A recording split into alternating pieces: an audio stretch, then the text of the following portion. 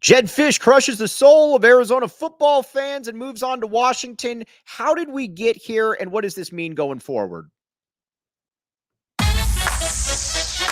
You are Locked On Wildcats, your daily podcast on the Arizona Wildcats, part of the Locked On Podcast Network, your team every day.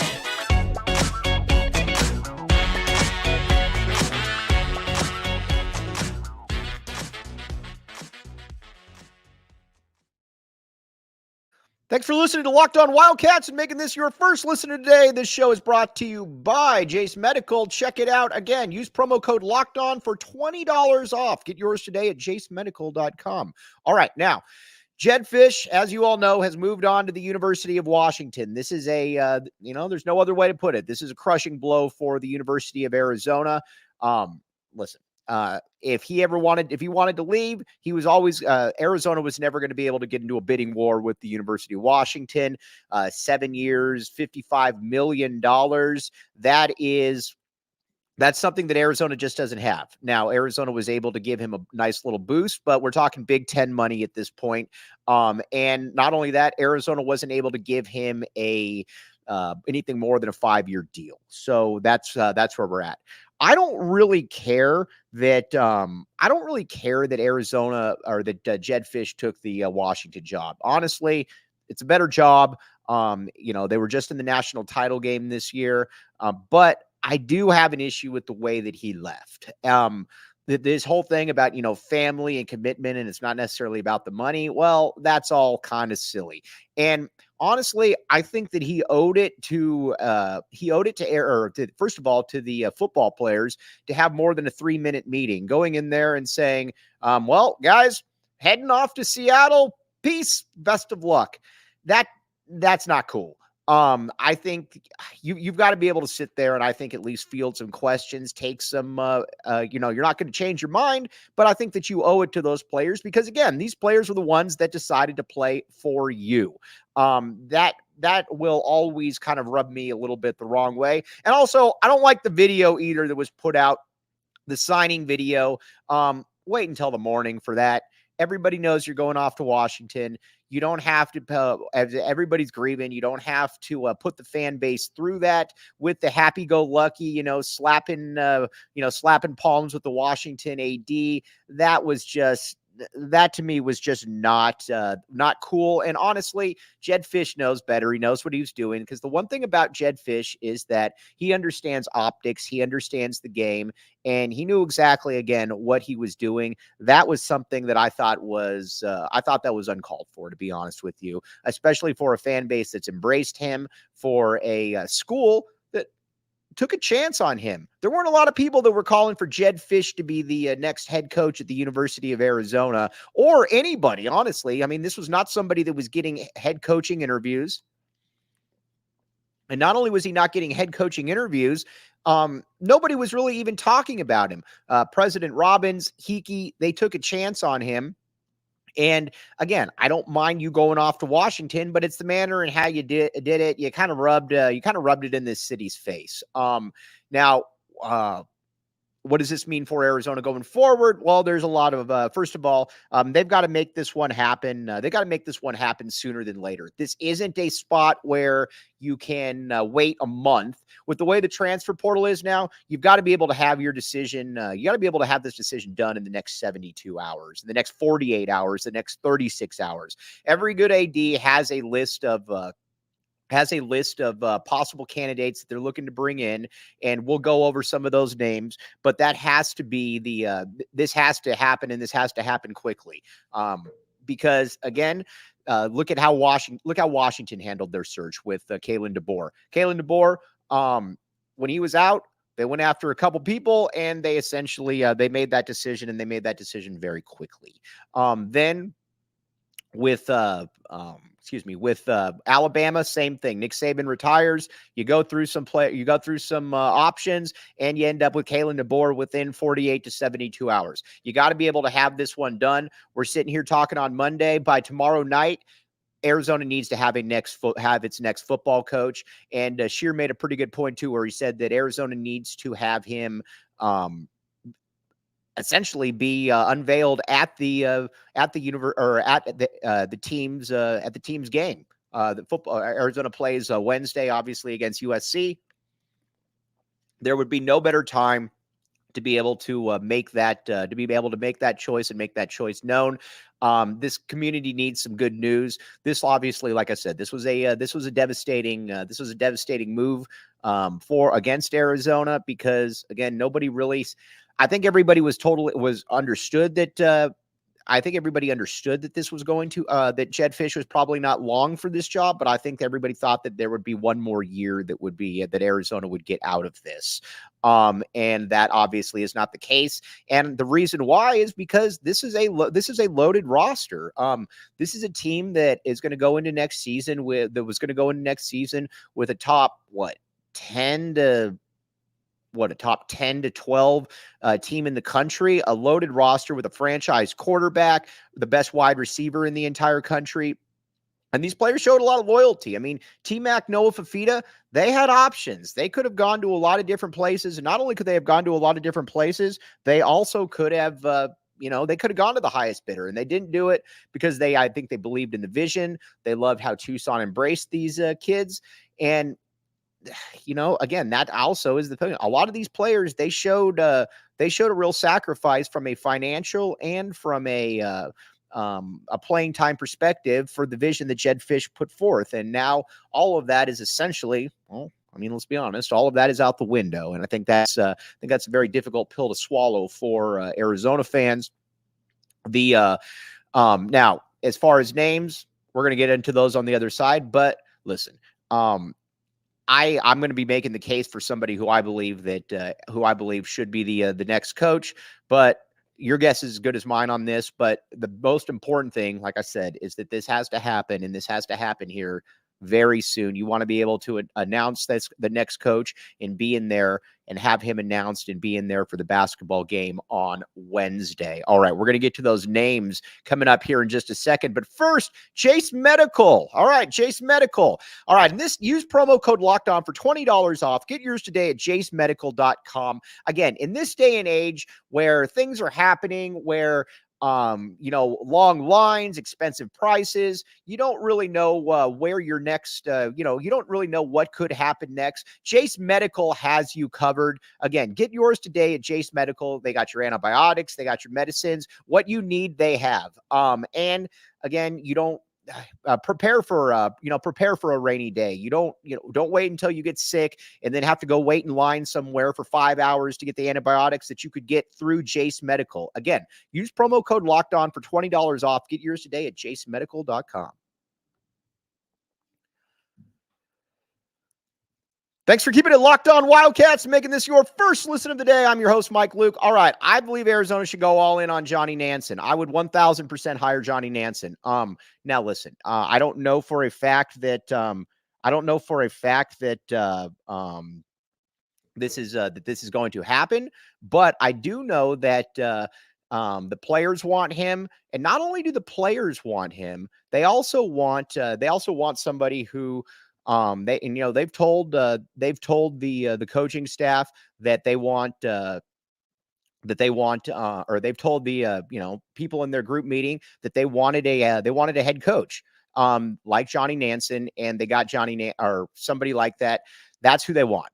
And if that means that Noah Fafita and that means that T-Mac will be Noah Fafita and T-Mac will be back in there, I'm with it. Because listen, at the end of the day, we're also kind of at the spot where I get that Arizona is not a destination job. And I get that you don't want to hire somebody just based off what other entities are telling you to do. Totally understand all of that. But I will say that we're also kind of at the stage too, where I think you go for broke. If Johnny Nansen can keep that roster in check, I'm totally cool with it. And not only am I totally cool with it, I'm also more than okay with making him the guy who is that player. Because again, I don't know if he can coach or not. I don't know that anybody knows that if he can coach or not. But I also think you got to go for broke. And if that means that he can bring that entire roster and that he can make that one occur, then I'm totally cool with it. I think that I think that he is he's wildly popular. He's wildly popular with coaches, and he's wildly popular with with players. Sometimes you got to take a chance. Let's be honest. Jedd Fisch was a chance. Jedd Fisch had never been a head coach, and his OC experience was also limited. Johnny Nansen has been a DC, and not only has he been a DC, he's also been someone who is able to. I think he's got good relationships. I think he's got good friendships. I know that he and Dwayne Aquina are close because when Johnny Nansen took the Texas job, he told people at Texas that I want Arizona to, or you should go ahead and hire Dwayne Aquina as a senior analyst. Dwayne Aquina has already been there, and not only has Dwayne Aquina already been there, he's also been he's been here. So if you bring him back, you bring Johnny Nansen back, you bring Dwayne Aquina back, you've got both of those guys as defensive coordinators. I think you've got a pretty nice little setup. Now, again, staff with Johnny Nansen would absolutely be huge. You're going to have to find somebody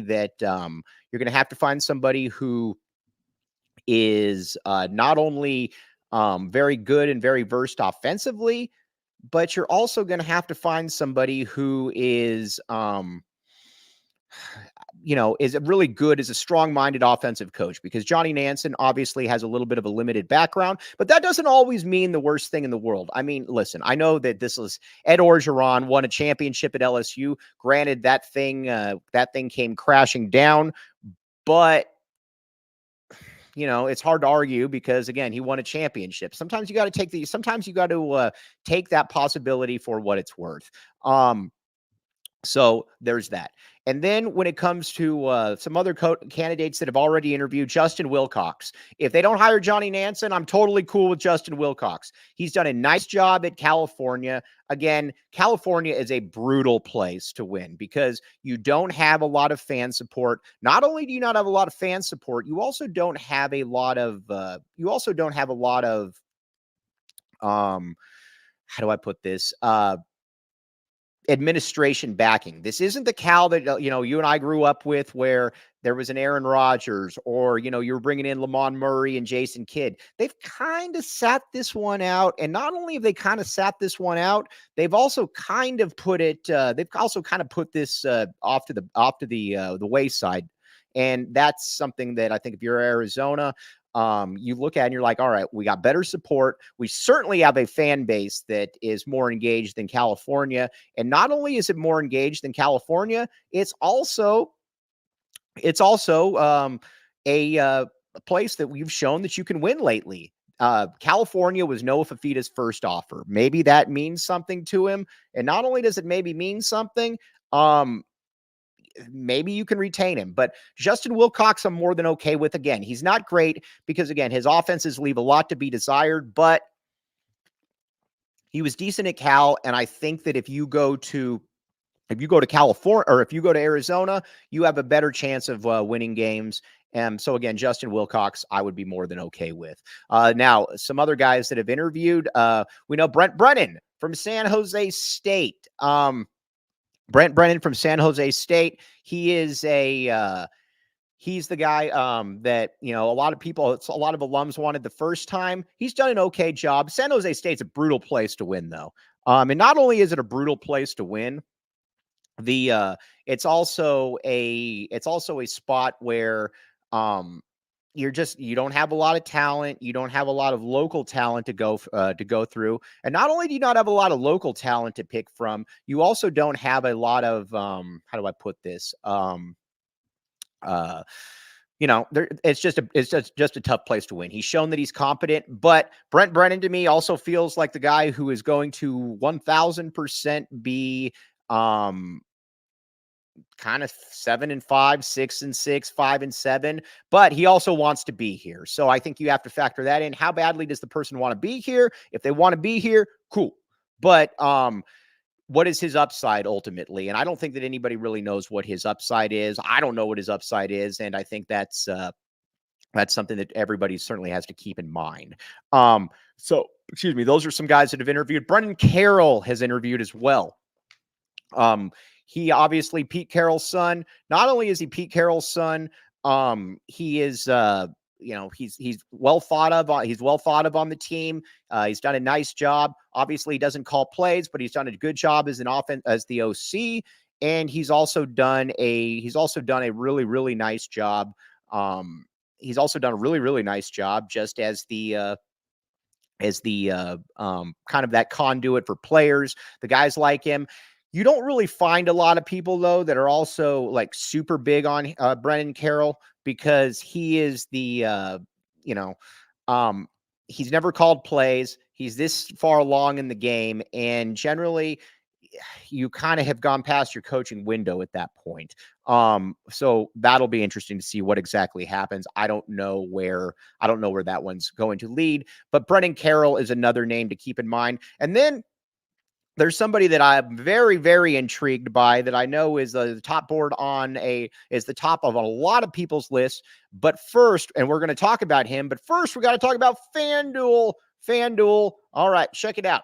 FanDuel.com/locked on. FanDuel Sportsbook, my friends. This is where it's at. Nobody ever says, man, the game just wasn't as fun because I bet money on it. No, it's more enjoyable. It's a lot more enjoyable. Bet on it. Again, check it out. FanDuel.com/locked on. FanDuel Sportsbook. You will thank me later, my friends. Keep in mind, this is the spot where you can put down money. You can bet live. You can bet before games. And not only can you bet live and you can bet before games, you can also keep your skin in the game. And I think that's where it's intriguing for a lot of different fans.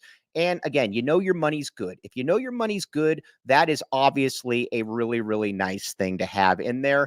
So again, check it out. Don't worry about the rush of other stuff. FanDuel.com/locked on, my friends.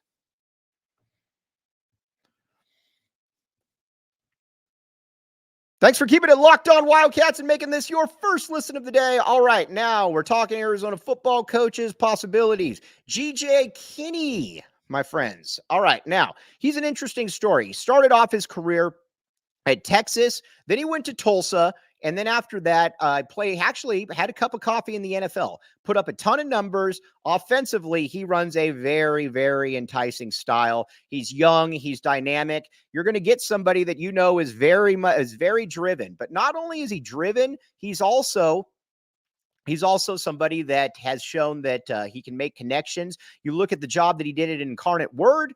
He did a nice job. Then you look at the job that he also did that he's done so far at Texas State. By the way, I didn't even know that Texas State was a thing. But again, he's done a nice job there as well. You got to look at him. And not only do you have to look at him, I think you also have to say to yourself that could this be the guy? Could he retain players? Listen, he's going to come in and there's going to be a kind of a cool wow factor to him. He's young, he's engaging, and not only is he young and he's engaging, he's also just kind of good. Now, you also probably have to worry about the Jedd Fisch situation, where do you head off in a year, or do you head off in 3 years, whatever the case may be. That's where you also probably have to keep an eye on what's going on. But overall, I'm at the point when it comes to Arizona that you deal with what you got to deal with, and then you move on from there. And that's kind of where I think we're at. But I would be very interested in him. He's a big name. He's a riser in the coaching industry. And I think there's also probably a little bit of a possibility that he keeps this staff, or that he keeps some of the staff, maybe, I don't know, but he keeps some of the players in play. You could do a lot worse than him. I would, in my coaching tiers out of everybody, I would go Johnny Nansen. But then after that, I would 1,000% go. Go Justin Wilcox or Kinney. Listen, I like Brennan Carroll a lot, but you don't exactly hear a lot of things about how he's cut out to be a coach. I haven't really seen a lot of that. And not only have I not really seen a lot of that, I haven't seen a spot where Carroll has been ever really looked at. And sometimes, like I said, sometimes dudes are just cool being assistant coaches, and there's nothing really wrong with that. But that's just kind of the way that one is. Now, But again, Brent Brennan, I know that he'd be a lifer. I know everybody likes him, but that's just not an exciting hire. Now, I get that that's not really the end of the world, and that shouldn't be how we're basing everything. But there's also not a ton of excitement to that. I think that at Arizona, you're hoping that you can build on what Jedd Fisch did, and I just don't know that he really moves the needle. But again, I'm glad that I'm not making those decisions. But again, Johnny Nansen, that's the dude that I'm hopping in. That's the guy that I'm rolling with. I think that he is a next level type coach, as far as just being able to bring in talent. And I think they like him. And that to me means a lot. If you like somebody, then I think it's easier to be able to retain that roster. And I think there's some upside with him. He's shown that he can recruit in the past. I know that Dwayne Aquino would stick with him as well. So that's kind of where we're at. Now, this stuff is definitely going to be moving fast over the next 36, 48 hours, because a coaching decision has to be made. And not only does a coaching decision have to be made, it has to be made sooner than later. Again, like we said, this isn't the day where you go in and you make a decision within a month. You got to be able to retain these players. And not only do you got to be able to retain these players, you got to be able to make sure that they know what's going on. But like I said, on that note, everybody out there, you were an Arizona fan before Jedd Fisch. You'll be an Arizona fan after Jedd Fisch. He wasn't the one that made you back the A. But like I said, on that note, we're going to come back with you tomorrow. We're going to talk about more names, because believe me, there's going to be some more names out there. And hopefully that this decision is made sooner than later. But on that note, thanks for keeping it locked on Wildcats.